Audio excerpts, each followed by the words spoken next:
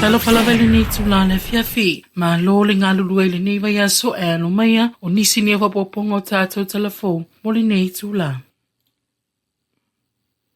E amatalawa le tausanga ma whaafita uli, e alia e mai i ali I whaapea I fo I matama I tai, o loo malanga atu I ngaluinga whaavai taimi, e pei o le sosola I tua ma apitanga o loo nofo mga lulue ai, o whaafita uli whaale ungali, o upu malafonga masoa, e whaafesanga I maleso upu o ngaluinga whaavai taimi, a Samoa I New Zealand, ai o le a foi ua iai le isi whaafita uli fo, e I loa o le alata I le aso I toi fo I mai I Samoa, sosola loa I tua mapitanga wa mumusu e toi foi mai atu nuu na whana na wai. Na whaamanino e le so upo ngaluinga whaavaitaini. Tu salava pe e te whaaipoipo I se teine I New Zealand. E le talia lava e le immigration New Zealand lo sola ese.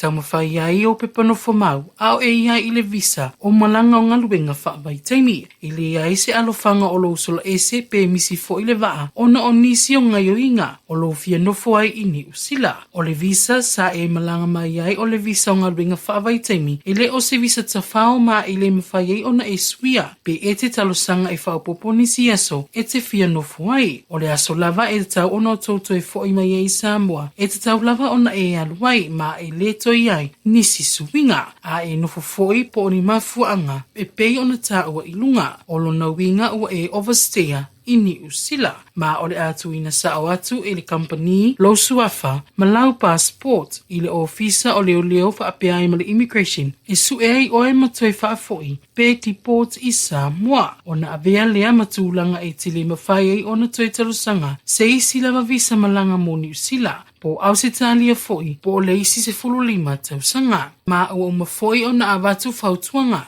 ma tima inga le tūlanga o lo waru ese po le tuua o le malanga. Sa te tau ona e tuwa ai toi foi ai mo Samoa. O nei vai nga uma o le a awhia I foi visa talusanga. Alau whanau, whaapelo to o lua. Ai mai se nisi o lo a inga. O le whautuanga ia whaile mea tonu ma le sao. Ia e toi foi Samoa. Toi apalai mai ai le isi o visa tawhao. Ona e toi malanga mai ai lea. A e alofa I lo a inga. Ma whaasalanga no umafio anga. Ona e whaia lea o le filifili le lei ma le amia tonu I le amatai o le nei tausanga fou. Ma o le ata mawhai ai foi, I se awala vave e mawai oe. Ma o le anga lue ai foi le ofisa malanga, ma leo I New Zealand. E sa ili ai oe, ma toi wha foi lua I Samoa. Ma le toi mawai lua se amanoa, e te malanga mai ai mo ngā luenga whaavai taimi.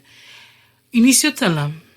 Taluai o na ole vai tau o timunga, lea olo o awhia ai le atunuu. Olo o whaawa wau pea o na una ia el matanga luenga. O le soifua malolo ina le mamalo le atunuu. Ina ia nofo sa unioni masaunga le mu. E ala ia alofia o nofuanga lalo vaia. Ina ia whaititi ai wha mai ma whaalawe whafuose. E ono alia e mai. Ua whailo manino mai el matanga luenga o le soifua malolo ina. Mo le nofo malamala mai le atunuu. E ala ia la tau whautuanga. E ala lea I le fufunu maa o lima I teimi uma. Ia tau fima I le pepesi ma le alia e mai. O wha mai I teimi o timunga malolonga. Fufulu I le fasimori ma vai mama lelei. Ini vai mama. Ma soifua maloloina. Pe wha o ngā fo I vaina au fulima po le hand sanitizer. I vai teimi o timunga malolonga. Tau mamao ese mai ma neino fuanga e a fia ngofie.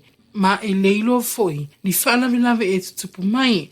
Ma mali liupe mauai ni soifua. Ia whaapuna le leile suawai mo tau mawhtanga, ma teo malu le lei. Ile e o iaini ni seti, mani manu ni whalafua. Ma ia tō anga e tau mawhalewai I teimi uma, ai ia manatua. E whaapuna le leile suawai, I teimi o timunga malolonga. Ma ia mulimuli ta ia pea I tala o le tau mai le ofisa wa ai tau I mulinuu. E fua ia I fe au ma whioa inga I le niwai teimi, ma ia tau tua nā. Lo saunga le mu. Ele se malanga lady Samoa fa o tau nui Amerika Samoa le so. Talu na tau fia ile malanga na na fila soivo Ianuari mo le saunga le mu. O tulanga lolo wa ngā tai fale mo le fola ngal va I tutuila. Wa fua ile tau fia o malanga masan yai ile fai unga le va yaso. Peita ile tali mai el ofisa va aina o tato siniel tai on leila. Ono o tau fia le tu mau le saunga le mūl malanga alwa a le ilo se taimi e toi whaawa wai I le vaya so fau. Peita isa alu lava le malanga o le vaya so taluai Na toi fo ia ili whai tau sa lau lau whai ngā ruenga le stakisi, sa whai mālolo ngā mai a inga mo le lua mai aso. Mali ipotia mai le Tala News, mai tutuila, o ta uai le sunga atu funga whafo i palepua. E o atu le iwa se 10% le tele lau whai ngā ruenga na ngā lulua i le asonga fua, na whatu a toea e ai ngā ruenga ale whalei ale stakis Samoa. Mai o iai le wha moe moe. E toi fo iatu leisi vaenga lau whai ngā ruenga il malanga le va ale Lady Naomi wha o le vai aso nei. Peita iu whailoa mai le pulenga le ofisa va im tautu o le ale ai se malanga le va amo Amerika Samoa ona o le lolo wa o le tau. O le teimi nei le whaleia o le te le level o whai ngā ruenga o tanga tatu i Samoa o lo o ngā lue ina. Mai o se amatanga fia mo le company le neito sangal to tele tanga ta whai ngā ruenga. Ia e atu i le aso mua wha atusa i tausanga ua tua na e peo na lipatia. Mai sa wha mea lo wha atu e company pusa tuna mpepa taloloa. Mo le au whai ngā ruenga. Ma sa whai a whai ngā ruenga wha le leia o le company le lua vai aso le ana mālolo a iana ngā ruenga. O le tau fia i pea, o le ala vai Amerika Samoa mo le saunga le mupai tai, o lo wha awawa i lava whamlanga inga i le vao upolu masawai i. O lo tu mau pea ia winga lolo wao le tau i lo tatu watanu. Ma wafa amalo si ai fo i lapta inga o timu nga mamafa.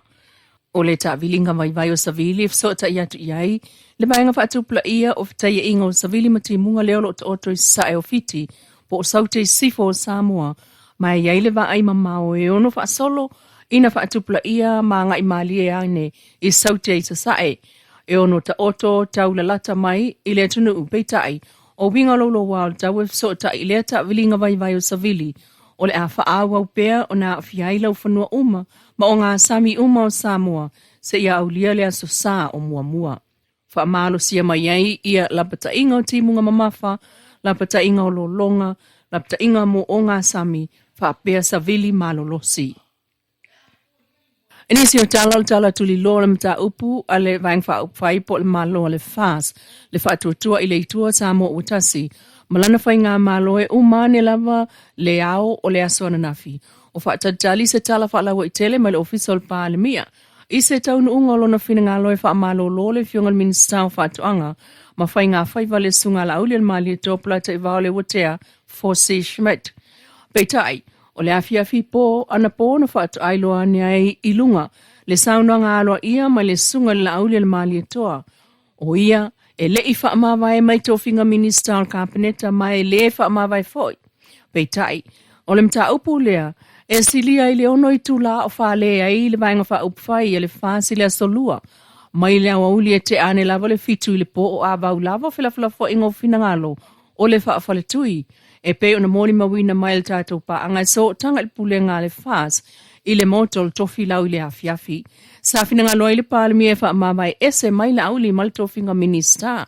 Ai te iane e le o le finangalo le nā o le to atele o le usunga fono i le afiafi mo le na o le luas fuluiva na awa yatu i le whelo inga. Ma toe le lei ai le lātou mata upu. Toe soa lau pule ai ma wha awa wai ngā luenga le malo mai le nā fiafi. Ai o le malamane o le tai au o le asolulu na tso ai na toe wheilo i ai le pāle mia malauli. O ina ana toe ilo ane ai o lo finangalo lava le pāle mia wha mawai lauli ma le tuwhinga minista. Ma o mai ai ana nafi le sotofi. O talia se whaalinga tustusia ma le pāle mia e po i lava ele ai. Ma tātou whaalongoi nai lo le saunoanga whaalawa i tele la aule le mali e toa. O ia ele i whaamawai e mai le kāpeneta mai le whaamawai foi. O le a tātou tuli mata ia tau o le mangole ne yaso. Ai wo o mai tala e toe usu ai se feilo inga whaapetoa al whaafaltui le so. Ai o saunoa le sunga la auli o le alawa le whai unga tamai tai pāle mia e avane mo ia o sauni e talia ma tā pena i loa leisi la sanga o le anga i le lumanai. Tala nā mai lau li te o Polynesia, manuia taulumanga o le nei aso.